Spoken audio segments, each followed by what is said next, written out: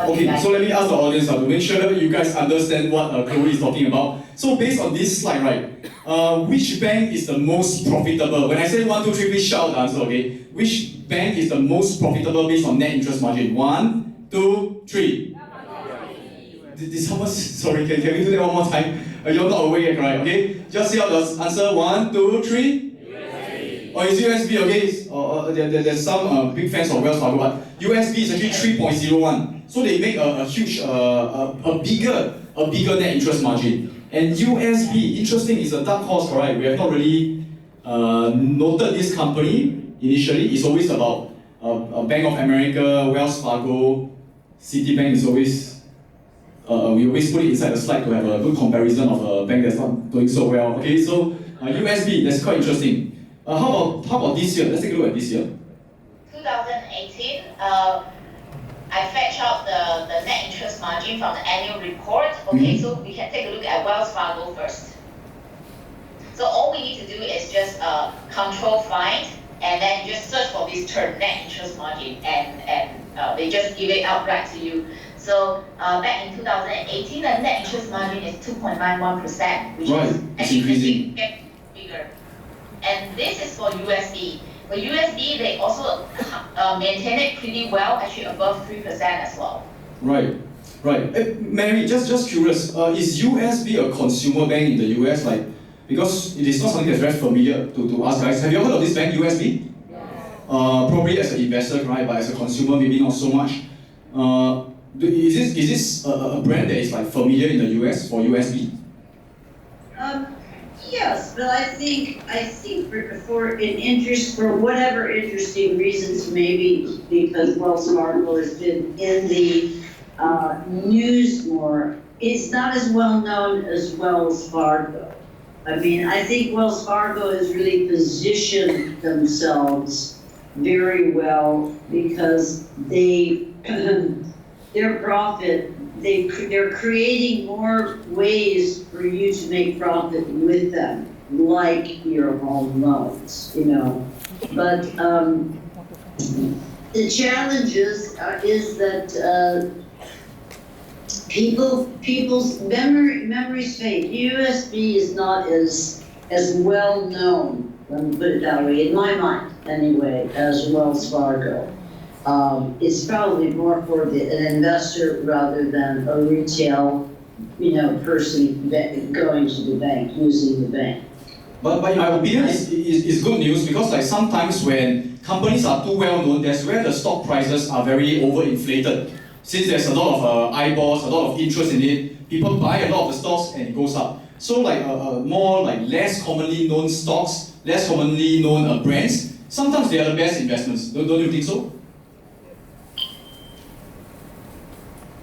Yes, that's exactly right.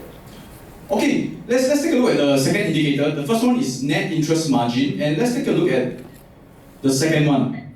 Right. Yeah, that will be the growth in deposits because the more money that consumers like us who put the money in the bank, then the more interest that they actually make. So that's why we also want to see whether the banks actually have more and more money in the deposits, and then they can actually earn more money from that. So if you look at Wells Fargo, the growth in deposits, it's really like really significant over the years, and that's how if you compare the stock price, it's also been going up and up because this shows that this bank is actually making more and more money.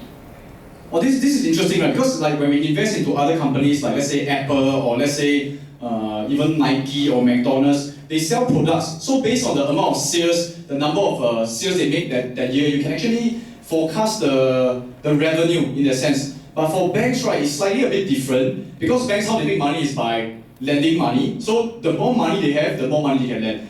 It is a bit of supply and demand, and the supply actually comes from us guys. And this is looking at the deposits where how much supply they have to lend even more. And somehow the banks don't have any issues finding people who want to lend money. It's actually whether they have enough float.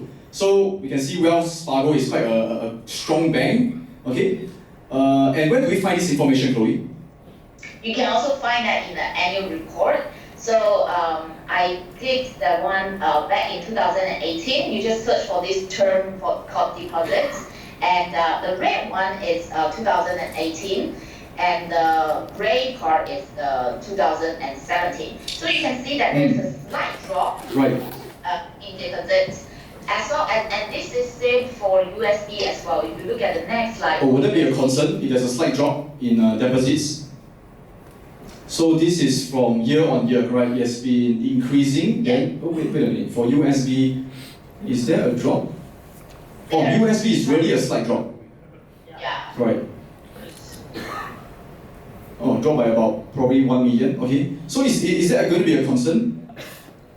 What do you guys think? For the short run, Yes. Can you hear me? yes, I can hear you. Yes. Oh, why is there a drop and why is there going to be a concern? Or you actually have the slides here? I think it's because of the trade war, and there's just a little bit of insecurity in the market, and the consumer sentiment may not be really want to deposit money that much. But in my opinion, the slight drop, we still want to observe for this year and see how's the trend looking like for this year as well. Currently, I think I'm still okay because the banks are still doing a pretty good job. And overall, Warren Buffett is also investing pretty huge in banks as well. Right, he added more stakes, right? But you see, this is something that I find a bit confusing. Because if let's say people are like worried about the economy, wouldn't they put more money in the bank instead? So this is something that I'm also trying to get my head around. But nevertheless, the drop in terms of percentage isn't a very huge one. If I were to notice, let's say talking about USB, it's almost insignificant. Probably I would say that it maintained rather than drop. In terms of percentage, probably it goes down to less than 1%, based on that. Now, Sean, that's also, I think Chloe has a good point. The trade war, yes, a consumer sentiment, but inflation remains low. Right. And because, because of what happened in 2008, the regulations are forcing the banks to hold more capital, like for lending. Do you know what I'm saying? So even in the declining recurring return on equity, and that banks are turning a little bit of a less of a profit, it still means that they're going to find new ways to make money, and financial innovation is what led, to the subprime crisis. So in the end, they position themselves that their profit is around more stable financial instruments, basically more home loans. Okay, Mom. There's one thing I'm also want to bring up for discussion. I'm not sure whether you guys have been using like other forms of payment instead of using banks, because nowadays there are more like competition. Like almost everyone is like starting up a new payment gateway and they are trying to become their own banks. Do you think this will affect the banks? Like I know there's a GrabPay, there's Alipay, Amazon is coming out their own payment, Apple Pay as well. Do you think that this will be a huge threat to banks? What do you guys think before we bring it to the guests? How many of you feel that maybe banks will be affected? Anyone working in the banking sector? Okay, never mind, you don't need to admit. But how many of you use other payments besides bank? And can I see a raise of hand? Anyone use GrabPay? Okay, and things like that. So, okay, what do you guys think? Will this be a threat to banks? Alternative payments? Yes. Oh, you think yes? What do you think, Chloe and Mary? What? Like alternative payments gateways, like other methods of paying. Like we have other forms of wireless payment. Will this affect banks negatively? No, I don't think in the end it will affect them that negatively because of their size. And also, the banks are going to be giving you the same kind of opportunities. That's what I'm saying. They're coming out with more instruments that they can, as they're coming up with more ideas and more financial instruments to capture as much as they can. Right. So in your opinion, that very unlikely banks will like disappear in the next 10 to 20 years time, and that's where we guys are investing more into them. Okay. Let's look at the third indicator. Now, how do we tell that banks are efficient? Yes, in our course.